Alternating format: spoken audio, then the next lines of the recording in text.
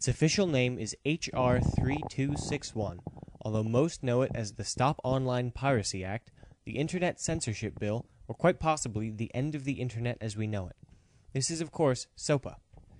SOPA was designed to promote prosperity, creativity, entrepreneurship, and innovation by combating the theft of U.S. property, and its goals are noble. Online piracy costs companies billions of dollars in lost sales, because more rampant every day, as people will just download an illegal MP3 file or torrent a movie or a game. These huge media industries, the music industry, the movie industry, and the gaming industry, are all behind this bill to stop piracy. What SOPA actually does, however, is very different. SOPA allows the U.S. Department of Justice to block all access to a site which infringes copyright from within the United States, or have domestic ad companies like Google or payment companies such as PayPal suspend business with the sites, or even remove any infringing sites from search results. This would be able to happen without a trial, a warrant, due process, or even a warning. Countless people use the internet to make a living, and they either create their own content or design the systems used to host it. If the websites that they use are banned and closed down due to others' copyright infringement, those people are all out of jobs, even if they create perfectly legal and honest content. The passing of this bill would have disastrous consequences to our daily lives. But you probably wouldn't have to worry about a few results not showing up on Google, because Google, along with many other search engines, would likely be blocked entirely. This is because SOPA would classify search engines like Google or Bing as copyright infringement enablers, because they link to sites which infringe copyright. And that gives the government grounds to block them entirely. SOPA also makes the unauthorized streaming of copyrighted content a felony, which Google would have a problem with, because they own YouTube. Anybody who creates a YouTube video with copyrighted content could be a felon in the eyes of the law, and YouTube itself could be shut down. This video here would make me a felon. See the YouTube logos and all the other videos you can see? Hockeyfights.com, Ray William Johnson, Freddie W., even Coke. Those are all copyrighted ads and copyrighted videos. Due to this, YouTube would be nothing more than a mess of blocked pages. Even a few links to infringing content could cause an entire site, otherwise full of legal content, to be shut down.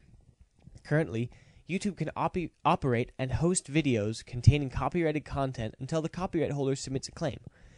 This innocent until proven guilty ideology is called the Safe Harbor Act. When an infringement claim is submitted, YouTube looks into the problem, and if the video does indeed infringe upon copyright claims, it's either removed, muted, or the original creator is given credit for the work and ad revenue. This innocent until proven guilty ideology would be abolished and replaced with the SOPA Act, which would make YouTube responsible for hosting the copyrighted content. YouTube would be made responsible for anything anyone posts, and a large fine could be the penalty. YouTube could also be shut down completely. Another problem with this is just the U.S. copyright law. Currently, everything anyone makes is automatically copyrighted, and therefore, under SOPA, could be submitted.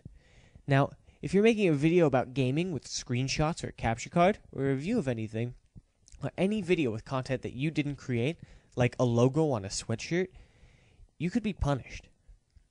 Social media sites like Facebook would also have trouble with this legislation. A single copyrighted image could bring the whole site to a standstill due to the DNS blocking that the bill would put into effect. Facebook has been praised as one of the great enablers of the 21st century, and social media's effect during this year's uprisings and revolutions, the effect has just been huge. Now, throughout the world, social media is growing and becoming more and more of a tool for people to express their thoughts and ideas, and if SOPA passes, it would likely be taken right off the map. If Facebook was left up, every post, comment, picture, status, and video would have to be scanned individually, causing massive delays between the time that you hit enter and the time it actually shows up. Many of the world's top sites could be banned from U.S. users, and if the site was US-based, like Facebook, Google, PayPal, YouTube, any of those, could be blocked entirely. And to answer your next question, yes, this is a blatant violation of the right to free speech. SOPA enables the U.S. government to take down sites that may enable violation of copyright. It's completely speculative and completely silly. Now, this would be like making Honda responsible for any crash involving a Honda, even if there was no mechanical fault with the car and the driver just drove into your living room. Honda would be made responsible. And if that sounds silly, it's the exact same thing going on here with SOPA. All of these sites could be taken down. Photo hosting sites like Flickr and Imgur could be taken down, and blog sites, including LiveJournal, Tumblr, and Blogger, could disappear entirely. You'll notice the White House government site on here.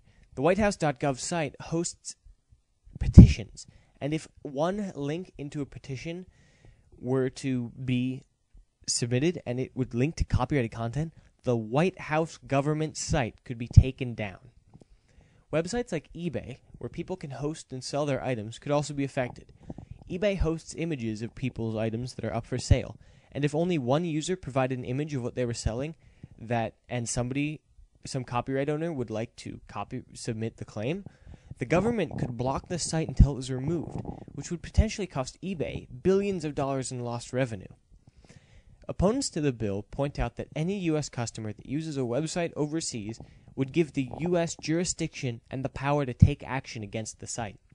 A writer from eWeek magazine also points out that the language of SOPA is so broad, the bill could effectively kill e-commerce or even normal internet use. The U.S. would block sites based on a technology called Domain Name Service Blocking, or DNS blocking, which is infamous for being what the Great Firewall of China is based on, as well as the internet censorship systems of countries like Iran and Syria. DNS blocking would actually do little to stop pirate websites, as they could just reappear under different domain name, or even simply use a numeric IP address instead of a domain. So, here's some examples. You could be an ordinary person who finds a funny picture online. You think it would be great as your profile picture on Facebook, so you download it and post it up. Facebook now hosts the image, and in the eyes of your friends, you'd be a comedian, and possibly a cat doing a funny thing. But in the eyes of the law, you'd be a pirate and a felon in contempt of copyright violations. Now, just because you posted that picture on Facebook, the whole site could be taken down until it was removed, and you could be liable to pay up to $150,000 per view in damages. That's right, per view. I have a YouTube channel dedicated to Lego, with about 650,000 views at this time. Now, if SOPA passes Congress and becomes law, and any one of the people who I have shown a logo for, or used the sound effect from, or anybody like that wanted to prosecute me, or even Lego for using their sets and designs, which are copyrighted, I could be fined up to $95 billion. I'd be in debt for the rest of my life. Now, this will not stop piracy. Huge, broad pieces of legislation are not the way to stop it. Piracy can only be stopped by simply making it easier to buy content and acquire it legally than to pirate it. Valve, a giant international gaming company, and the creators of hit games like Portal, Left 4 Dead, and Team Fortress 2, recognized this and created Steam, one of the largest digital distribution systems in the world and the world's largest digital video game distribution system. Valve sales are directly affected by piracy. They don't receive any money when you steal a game. And the head of Valve, Gabe Newell, has said that the best way to defeat piracy, and the only effective way, is to just provide a better service than the pirates. iTunes does this in a similar way for music, and Netflix does this for movies. SOPA is going at this the wrong way. It only really affects us. Pirates will be virtually unscathed by this legislation, but the internet would never be the same. So please, take action. Sign a petition, write to your congressman, get involved, and do it now. The vote is on December 21st, and if this bill passes, we will all be affected. Sites you visit every day could just be blocked, and emails would be censored by your internet provider like Comcast, and links to copyrighted content could be removed. Tools that are used by democracy advocates in foreign nations would be blocked here in America, the land of the free. We must stop SOPA now.